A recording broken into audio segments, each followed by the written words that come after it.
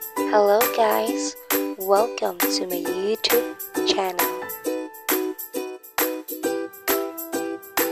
Kung bago ka pa rito, maaaring mag-subscribe at i-like ang video at pindutin ang notification bell.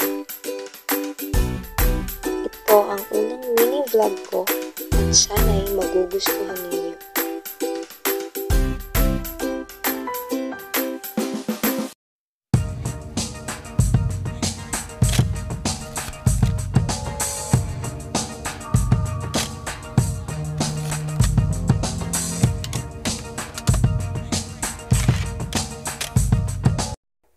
Sa araw ng Undas, sumama ako sa partner ko na umuwi sa kanila. Hapon na kaming bumabiyahe kaya naabutan na kami ng gabi sa daan. Sumakay lamang kami ng motorsiklo papunta doon.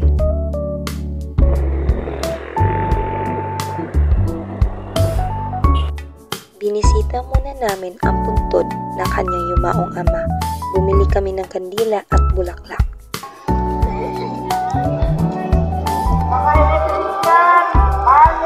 Isang taon pa lang ang nakaraan nung namatay ito.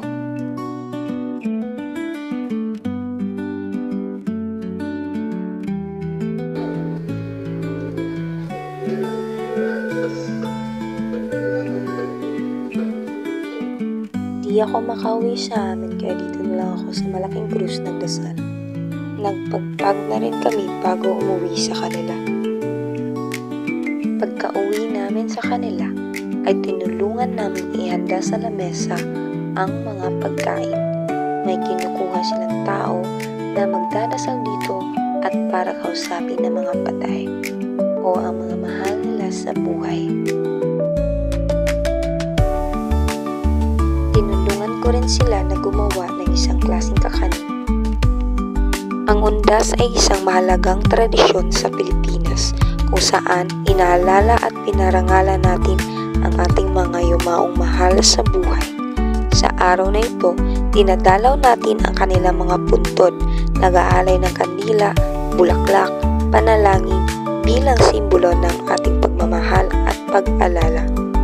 Higit pa rito, ang Undas ay isang pagkakataon upang magkaisa ang pamilya, magbalik tanaw sa masasayang alaala at ipakita ang pagpapahalaga sa buhay at alaala ng mga nauna sa atin. Ito rin ay paalala na pahalagahan ang bawat sandali kasama ang ating mga mahal sa buhay habang naririto pa. At dito na rin nagtatapos ang aking mini vlog. Thanks for watching!